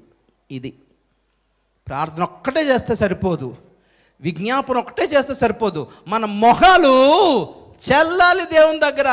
నువ్వు చెప్పేవి కాబట్టి చేస్తానన్నాడు దేవుడు. స్తోత్రం చెప్పండి ఒకసారి. ఎవరు వాళ్ళు? సాత్వికులు, నమ్మకమైన వాళ్ళు. అంతవరకు ఉంటారా మరి అలాగా? మధ్యలోనే మొండికేస్తున్నామా? ఎక్కువ ఇచ్చినప్పుడు గంతులేసి తక్కువ ఇచ్చినప్పుడు విసుక్కుంటున్నామా? చిరాకు పడుతున్నామా? వదిలేసి వెళ్ళిపోతున్నామా? దేవుణ్ణి, సేవను, పరిచయను, ఫీల్డ్ని. ఎక్కువ ఇచ్చినవాడు దేవుడే, తక్కువ ఇచ్చినవాడు దేవుడే. నమ్మకంగా ఉంటావో లేవో చూసుకుంటాడు దేవుడు. స్తోత్రం చెప్పండి గట్టిగా ఒకసారి. గట్టిగా హల్లెలూయా, హల్లెలూయా. దీవెనలు కొంతకాలం ఆలస్యం అవ్వచ్చు. సమయంలో వచ్చి నెత్తి మీద నూనె పోసినంత మాత్రాన తెల్లవారేసరికి దావీదు రాజు కాలేదు ప్రియులారా. రాజు అవుతానని వాగ్దానం చేసిన వాడు ఆలోచన చేసినంత మాత్రాన విఫలమైపోతుందా? వాగ్దానం చేసిన వాడు నమ్మదగిన వాడని దావీదుకు తెలుసు. అడవులు పాలైపోయినా దేవుణ్ణి గట్టిగా పట్టుకున్నాడు. స్తోత్రం చెప్పండి గట్టిగా ఒకసారి. గట్టిగా హల్లెలూయా. అడవుల్లో కూడా ఆ దేవునికే నమ్మకంగా ఉన్నాడు కాబట్టి ఒక రోజున దావీదు రాజు అయ్యాడు. వాగ్దానం నెరవేరింది లైఫ్లో. దానియేలు బానిసగా అమ్మబడిన ఆ దేవుడు మమ్మల్ని రక్షించాడా ఏంటి? ఏం లేదు, బానిస బతుకుతున్నాం, ఆ దేవుడికి మేము ఎందుకు ప్రార్థించాలి అనలేదు. బానిసత్వంలో ఉన్న, బంధకాల్లో ఉన్న, ఇతర దేశాల్లో, దాసత్వపు దేశంలో చిన్న చూపు చూడబడుతున్నా తన దేవునికే నమ్మకంగా ఉన్నాడు కాబట్టి గొప్పవాడయ్యాడు. స్తోత్రం చెప్పండి కూడా ఒకసారి గట్టిగా హల్లెలూయా. ఏది అవసరమైన రాజుగారు పిలిచి ప్రార్థన చేయించుకుంటేనే కానీ పని చేసేటోడు కాదు. దానియేలు దగ్గర ప్రార్థన చేయించుకుంటేనే కానీ నెబుకద్నెజరుకి నడిచేది కాదు. నెబుకద్నెజరు ఏంటి, ఆ తర్వాత బెల్షాజర్ ఏంటి, ఆ తర్వాత దర్యావేషు వరకు 3-4 రాజుల తరాలకు ఒక్కడే మంత్రి దానియేలు. ఎందుకు? తన దేవునికి నమ్మకంగా ఉన్నాడు కాబట్టి. స్తోత్రం చెప్పండి కూడా ఒకసారి. బానిసత్వములో యోసేపు కూడా నమ్మకంగా ఉన్నాడు కాబట్టి. రాణి అయిన ఎస్తేరు కూడా తన దేవునికి పక్షంగానే నిలబడింది కాబట్టి. పరిస్థితులను దేవుడు తారుమారు చేసాడు ప్రియులారా. శ్రమలు వస్తాయి, కష్టాలు వస్తాయి, ఇబ్బందులు వస్తాయి, ఇరుకులు వస్తాయి. ఒక్కోసారి టైట్ అవ్వచ్చు, ఆర్థికంగా మనకు కష్టమై ఉండొచ్చు, ఒక్కొక్కసారి ఆరోగ్యం బాగోలేకపోవచ్చు, ఒక్కోసారి అందరూ మనల్ని విడిచిపెట్టి వెళ్ళిపోవచ్చు, నిందలు వేయవచ్చు. దేవుని గట్టిగా పట్టుకుందాం. సణగొద్దు ప్రియులారా. హృదయాన్ని కఠినపరుచుకోవద్దు ప్రియులారా. సహవాసాన్ని, సంఘాన్ని విడిచిపెట్టేయొద్దు ప్రియులారా. పట్టుకొని ఉన్నారా సహవాసాన్ని, పట్టుకొని ఉన్నారా దేవుణ్ణి, పట్టుకొని ఉన్నారా సేవకుల్ని, దేవుని దీవెనలు చూస్తారు. స్తోత్రం చెప్పండి కదా ఒకసారి గట్టిగా హల్లెలూయా. 4వది చూద్దాం. ప్రకటన గ్రంథం 2:26. ప్రకటన గ్రంథం 2:26. నేను నా తండ్రి వలన అధికారం పొందినట్లు జయించుచు అంతవరకు నా క్రియలు జాగ్రత్తగా చేయువానికి జనుల మీద అధికారం ఇచ్చేదను. అతడు ఇనుపదండముతో వారిని ఏలును, వారు కుమ్మరివాని పాత్రల వలె పగులగొట్టబడుదురు. స్తోత్రం చెప్పండి ఒకసారి. దేవుని క్రియలు చేస్తూ ఉండండి. దేవుడు చెప్పిన పరిచర్య చేస్తూ ఉండండి. దేవుడు ఇచ్చిన సేవ చేస్తూ ఉండండి. సేవకునివా ఆ పనిలో ఉండు, పరిచారకుడువా ఆ పనిలో ఉండు, విశ్వాసివా సంఘములో నీకు ఇవ్వబడిన బాధ్యతలో నమ్మకంగా నిలిచి ఉందురుగాక ప్రియులారా. మన జీవితాలు, మన శ్రమంతా, మన చెమటంతా, వీలైతే రక్తమంతా దేవునికే ఖర్చగునుగాక. హల్లెలూయా. ఈ ప్రాణాలు దేవుని కొరకే అర్పించబడునుగాక, పానార్పణముగా పోయబడుదుముగాక. ప్రతి కన్నీరు దేవుని కొరకే అయ్యుండునుగాక. నడుమున వచ్చే ప్రతి నొప్పి దేవుని కోసమే అయ్యుండునుగాక. జీవితము దేవుని కోసమే అర్పించుకుందుముగాక. మరణమైనది దేవుని కోసమే అప్పగించుకుందుముగాక. ప్రియులారా, దేవుని క్రియలు అంతం వరకు జరిగించువానికి గొప్ప అధికారం ఇస్తానన్నాడు. స్తోత్రం చెప్పండి ఒకసారి. చివరిగా మత్తయి సువార్త 24:13. మత్తయి సువార్త 24:13, అలాగే యాకోబు 5:7 చదువుతాం. అంతము వరకు సహించిన వాడెవడో వాడే రక్షింపబడును. యాకోబు పత్రిక 5:7. సహోదరులారా, ప్రభువు రాకడ వరకు ఓపిక కలిగి ఉండుడి. చూడుడి వ్యవసాయకుడు చాలు దేవునికి స్తోత్రం చెప్పండి ఒకసారి. నేను ఈ మాట చదువుతున్నప్పుడు యాకోబు పత్రికలో భలేగా అనిపించింది నాకు. రాకడ చెప్పండి ఏంటిది? రాకడ వరకు చెప్పండి ఏంటిది?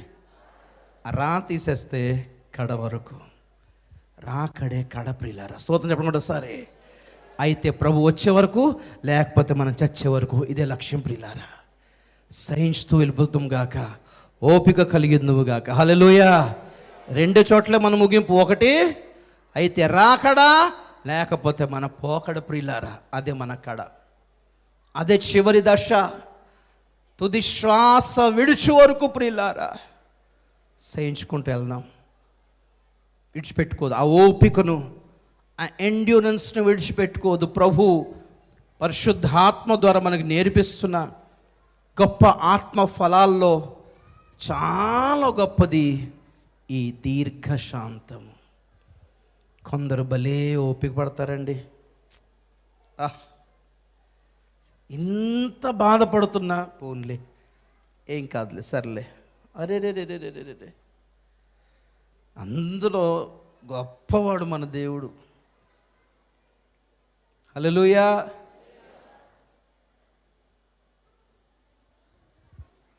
ఎంత ఓర్చుకుంటున్నాడో తెలుసా మనల్ని. ఇందా పాడని చూసారా? సమయమిచ్చినావే, నన్ను ఓర్చినావే,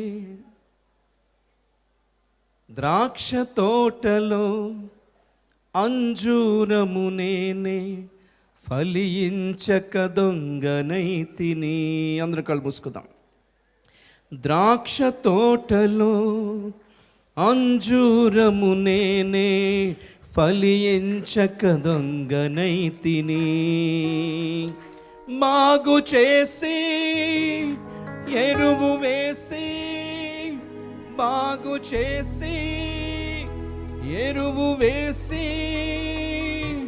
సమయమిచ్చినావే, నన్ను ఓర్చినావే, నాకు సమయమిచ్చినావే, నన్ను ఓర్చినావే. పుష్పించెదనయ్యా నీ కోసమే, ఫలించెదనయ్యా నీ కోసమే, పుష్పించెదనయ్యా నీ కోసమే, ఫలించెదనయ్యా నీ కోసమే. ద్రాక్ష తోటలో అంజూరము నేనే, ఫలించక దొంగనైతిని. ఓ ద్రాక్ష తోటలో నువ్వు ఫలిస్తావేమోనని ఎంత ఓపికతో కనిపెడుతున్నాడు కదా దేవుడు. దీవిస్తాడేమోనని నువ్వు ఓపికగా కనిపెట్టవా బ్రదర్ సిస్టర్? దేవుడు కృప చూపుతాడేమోనని ఓపికతో కనిపెట్టవా బ్రదర్ సిస్టర్? ఓపిక కలిగి ఉండు, రాకడ వరకు ఓపిక కలిగి ఉండు. దేవుడు విఫలము కాడు, దేవుడు ఫెయిల్ అవ్వడు, నిన్ను విఫలము కానివ్వడు. విజయము ఖాయమే, ఓపిక కలిగి ఉండు. దీవెన నిశ్చయమే, ఓపిక కలిగి ఉందాం ప్రియులారా. ఆయన మనను భరిస్తున్నాడు, ఓర్చుకుంటున్నాడు, మన పట్ల ఓపిక కలిగి ఉన్నాడు. మనం మారుతామేమోనని ఆయన కనిపెడుతూ మనలను నాశనము చేయక ఇంకా బ్రతికించుకుంటున్నాడు. నీరు పోస్తున్నాడు, అంటు కడుతున్నాడు, ఎరువు వేస్తున్నాడు ప్రియులారా. అడవిలో ఉన్న పిచ్చి మొక్కను ఆదరించి తుంచుకుంటివే, అడవిలో ఉన్న పిచ్చి మొక్కను ఆదరించి తుంచుకుంటివే. అంటు కట్టి నీరు పోసి, అంటు కట్టి నీరు పోసి, బ్రతుకునిచ్చినావే, నన్ను దాచినావే, నాకు బ్రతుకునిచ్చినావే, నన్ను దాచినావే. పుష్పించెదనయ్యా నీ కోసమే, ఫలించెదనయ్యా నీ కోసమే, పుష్పించెద. అందరూ ఒక్కసారి నాతో కలిసి పాడదాం, మనసారా చెప్దాం. ఇంకొకసారి నన్ను బ్రతకని ప్రభువా. పుష్పించెదను, ఫలించెదను, నా ఫలములన్నీ నీ కోసమే.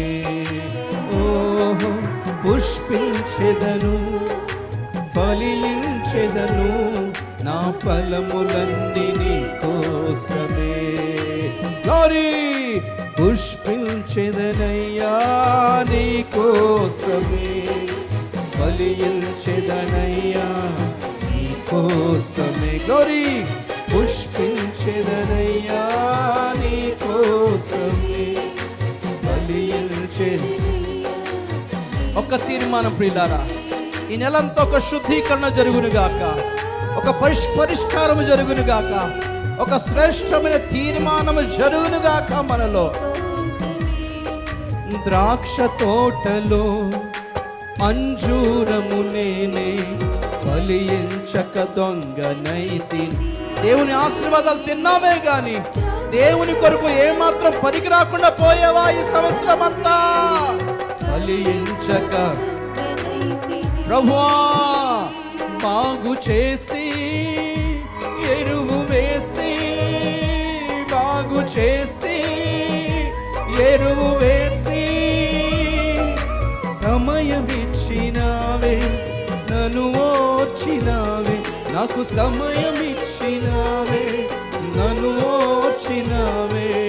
పుష్పించెదనయ్యా నీ కోసమే,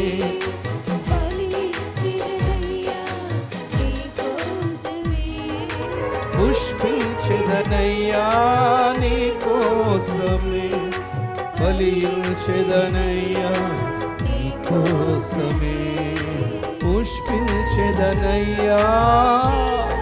అందరూ ఒక్కసారి చెప్తాం, మనసారా చెప్తాం ప్రియులారా. నీ కొరకు పుష్పించి వికసిస్తాను ప్రభువా, నీ కొరకే ఫలిస్తాను ప్రభువా. కారు ద్రాక్షలు కాయను ప్రభువా, చేదైన కాయలు కాయను ప్రభువా, అకాలపు కాయలు కాయను ప్రభువా. ఒక్కసారి నీరు పోసి బలపరచు ప్రభువా, ఒక్కసారి బాగు చేయి ప్రభువా. నీ కొరకు ఫలిస్తాను ప్రభువా. పుష్పించెదను, ఫలించెదను, నా ఫలములన్నీ నీ కోసమే. పుష్పించెదను, ఫలించెదను, నా ఫలములన్నీ నీ కోసమే. పుష్పించెదను, ఫలించెదను, నా ఫలములన్నీ. అయ్యా దర్శించు నాయనా. పుష్పించెదనయ్యా నీ కోసమే, ఫలిస్తాను ప్రభువా. నిజముగా ప్రభువా, ఈ ఒక్కసారి కరుణించు ప్రభువా. తోట మాలి అడుగుతున్నాడు, ఈ ఒక్క సంవత్సరం ఉండనివ్వు నాయనా, ఆ లేని ఎండ నరికివేయుదువు. ఒక్కసారి నేను వెరివేసి చూస్తాను, శ్రేష్టమైన ఉపదేశం ఇచ్చి చూస్తాను, శ్రేష్టమైన ఆత్మ నింపుదల ఇచ్చి చూస్తాను, ఇంకొకసారి కృపనిచ్చి చూస్తాను అంటున్నాడు. కోసమే పుష్పించెదనయ్యా నీ కోసమే, ఫలించెదనయ్యా నీ కోసమే, పుష్పించెదనయ్యా నీ కోసమే, ఫలించెదనయ్యా నీ కోసమే. బాగు చేసి, ఎరువు వేసి, సమయమిచ్చినావే, నన్ను ఓర్చినావే, నాకు సమయమిచ్చినావే. ప్రాణాపాయం తప్పించుకుని ఇంతవరకు వచ్చావు కదా. హాస్పిటల్లో పడి అదే చివరి దినం అనుకున్నావు కదా. భయంకరమైన యాక్సిడెంట్లో అదే నీ చివరి దినం అనుకున్నావు కదా. దేవుడు తప్పించి ఇంతవరకు ఎందుకు తీసుకొచ్చాడు తెలుసా? సమయం ఇచ్చినావే, నన్ను ఓర్చిన. మన అవిధేయతను ఓర్చుకుంటున్న దేవుడు, మన మూర్ఖత్వాన్ని ఓర్చుకుంటున్న దేవుడు. మన నిర్లక్ష్యాన్ని సహిస్తూ భరిస్తున్న దేవుడు. పోనీలే అనుకుంటున్న దేవుడు. పోన్లే ఇంకొక అవకాశం ఇద్దామని అనుకుంటున్నాడు ఆయన. ప్రియులారా, దేవుడు బతికించుకున్న ఈ జీవితాన్ని వేస్ట్ చేసుకోకండి అబ్బా. దేవుడు బతికించుకున్నాడు. దేవుడు కాపాడుకున్న ప్రాణాలు ఇవి. దేవుడు కనికరించిన ప్రాణాలు ఇవి. దేవుడు కృప చూపించిన జీవితాలు కదా. చెప్తాం, ప్రభువా నీకోసమే నాయన, నీకోసమే బ్రతుకుతా ప్రభువా, నా శేష జీవితం నీకోసమే ప్రభువా. బ్రతుకునిచ్చినావే, నన్ను దాచినావే. ఎక్కడో అద్దదిడ్డంగా పిచ్చి మొక్కలా పెరుగుతున్న మనలను దేవుడు తుంచి శ్రేష్టమైన సహవాసంలో అంటుకట్టాడు కదా. ఫలించొద్దా ఆయన కోసం? ఎక్కడో అడ్డదిడ్డంగా నామకార్థ క్రైస్తవ జీవితంలో భ్రమపరిచే ఆత్మలతో నిండుకొని లేనిపోని పిచ్చి దర్శనాలు ప్రవచనాలు అనుకుంటూ బ్రతుకుతున్న మనల్ని దేవుడు తీసుకొచ్చి శ్రేష్టమైన తోటలో నాటి, శ్రేష్టమైన అంజురపు, శ్రేష్టమైన ఒలీవ చెట్టుతో అంటుకట్టి, శ్రేష్టమైన ఉపదేశమైన ఎరువు వేసి, శ్రేష్టమైన వాక్యపు నీళ్లు, పరిశుద్ధాత్మ నీళ్లు కుమ్మరించి, కురిపించి, ప్రవహింపచేసి కాపాడుకుంటూ వస్తుంటే కారు ద్రాక్షలు కాస్తామా, చేదు కాయలు కాస్తామా? ప్రియులారా, అకాలపు కాయలు రాలినట్టుగా వదిలేసి వెళ్ళిపోతామా? ప్రియులారా, చెప్దాం ప్రభువా, ఈ సంవత్సరం అంతా ఎలాగైనా గడిపేశాను కానీ క్రొత్త సంవత్సరం అలా చేయను ప్రభువా. పుష్పించేదనయ్యా నీకోసమే, ఫలించేదనయ్యా. మనుషుల కొరకు కాదు ప్రభువా, నా స్వార్థానికి కూడా కాదు ప్రభువా, నీకోసమే ప్రభువా. నువ్వు బ్రతికించుకుని కాపాడుకున్న ఈ ప్రాణాలు నీకే అర్పించేస్తాను ప్రభువా. నీకోసమే వికసిస్తాను ప్రభువా, నీకోసమే ఫలిస్తాను ప్రభువా, నిన్నే మహిమపరుస్తాను ప్రభువా, నీ కొరకే సాక్షిగా ఉంటాను ప్రభువా, నువ్వు చెప్పిందే చేస్తాను ప్రభువా. కడ వరకు, నా పోకడ వరకు, లేకపోతే నీ రాకడ వరకు ప్రభువా నన్ను నిలబెట్టండి ప్రభువా, బ్రతికించండి ప్రభువా, కాపాడండి ప్రభువా, కృప చూపించండి ప్రభువా, కనికరించండి ప్రభువా, విడిచిపెట్టేయకండి ప్రభువా, సహాయం చేయండి. హల్లెలూయా, స్తోత్రం నాయన. ప్రేమ స్వరూపి, కృప కలిగిన మా తండ్రి, మీకు స్తోత్రములయ్యా. ఈ సమయమందు ఆరాధనంతటి ద్వారా మీరు మహిమ పొందినందుకై మీకు వందనాలు. అవును తండ్రి, సంవత్సరాంత దినములు మమ్మల్ని నడిపించావు ప్రభా. సంవత్సరం అంతా మీరు మమ్మల్ని కాపాడావు తండ్రి. చివరి మాసంలో ప్రవేశపెట్టి ఈ మొదటి పునరుత్థాన దినమున మీ శరీరంలో, రక్తంలో పాలు పొందుటకు మమ్మల్ని సమకూర్చినందుకై మీకు వందనాలు ప్రభా. దయగల తండ్రి, అవునయ్యా, ఎక్కడో పడి ఉన్న మమ్మలను, దిక్కులేని స్థితిలో ఉన్న మమ్మలను, మీకు దూరముగా ఉన్న మమ్మలను మీ బిడ్డలుగా మార్చుకుని మమ్మల్ని వెదకి వచ్చి రక్షించి ప్రభా, మీ సన్నిధిలో, మీ సహవాసములో, ఉపదేశములో, సంఘములో మమ్మల్ని చేర్చినందుకై మీకు వందనాలయ్యా తండ్రి. మేము నేర్చుకొనిచున్న ఉపదేశమునకును ప్రభా, ఈ ఆత్మీయ జీవితంలో ఏ స్థితిలో మేము ప్రారంభించామో మేము ఆ స్థితిలోనే ముగించాలి ప్రభా. అంతవరకు ఆత్మీయ జీవితమును కాపాడుకుంటే కృప చూపండి తండ్రి.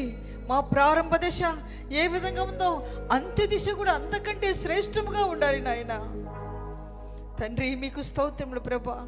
భక్తుల జీవితాలు కొన్ని మాకు చూపించావు. వారి ప్రారంభం శ్రేష్టమే, ముగింపు సరిగా లేదు. దయగల తండ్రి, మమ్మల్ని కనికరించండి ప్రభా, కనికరించండి అయ్యా. మా విశ్వాసం, మా ప్రేమను, నమ్మకత్వమును, ఓర్పు, సహనములు అంతవరకు మేము స్థిరముగా ఉంటకు సహాయము చేయండి తండ్రి. మీకు స్తోత్రం నాయన. ఏ విషయంలో కూడా మేము ఎక్కడ కూడా తొట్టిల్లకుండా నష్టమైపోకుండా కాపాడండి ప్రభా. దుష్టుడు బహు తీవ్రముగా క్రియ చేస్తున్నాడు.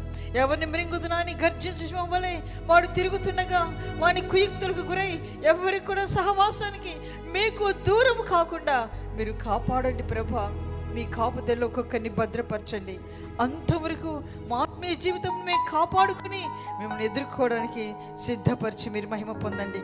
వాక్యం అందించిన మీ దాసుని ఇంకా బలపరచండి నాయన. మంచి ఆరోగ్యం ఇచ్చి మీ చేతిలో బలముగా వాడుకొని మీరు మహిమ పొందండి. మరి ముఖ్యంగా నాయన మేమందరం ప్రభు ఈ సమయం అందు తండ్రి మీ శరీరంలో రక్తంలో పాలు పొందుటకు సిద్ధపడి ఉంటుండగా పరిపూర్ణంగా మమ్మల్ని పరిశుద్ధపరచండి నాయన.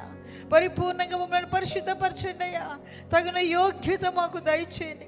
తగిన యోగ్యత మాకు దయచేయండి ప్రభా. మా కొరతలు మా బలహీనతల నుంచి మమ్మల్ని ప్రభా క్షమించండి. ప్రతి ఒక్కరున్న కొరతలు బలహీనతలు క్షమించి పరిశుద్ధపరచండి నాయన. యోగ్యులుగా మార్చి బలలో పాలు పొందుటకు మీ కృప చూపి మీరు మహిమ పొందండి. దయగల తండ్రి మీకు స్తోత్రం నాయన. కూడిచున్న ఒక్క బిడ్డల పేరు పైన మీరు ఆశీర్వదించండి తండ్రి. విత్తబడిన మీ వాక్కు ప్రతి హృదయంలో నూరంతులుగా మీరు ఫలింపచేసి మీరు మహిమ పొందండి. ఎవరిని మీ వాక్కు దాటిపోకూడదయ్యా. ఎవరి యందు మీ వాక్కు వ్యర్థము కాకుండా మీరు కాపాడి మీరు మహిమ పొందండి నాయన. మీకు వందనాలు వందనాలు. ఇదిగో ప్రభా, ఈ వారంలో జరిగే కూడికలన్నీ ఆశీర్వాదంగా జరిగించి మీరు మహిమ పొందండి. మీ బిడ్డలందరికీ మీ గొప్ప కాపుదల దయచేయండి నాయన. ఆత్మీయంగాను శారీరకంగాను ప్రతి ఒక్కరిని మీరు కాపాడి మీరు మహిమ పొందండి. మహిమ గల మీరు రాకడ బహు సమీపంగా ఉంటుండగా మమ్మల్ని అందరినీ ప్రభా పరిపూర్ణంగా రాకడకు సిద్ధపరచమని యేసు నామమున వేడుకొనుచున్నాము తండ్రి. ఆమేన్.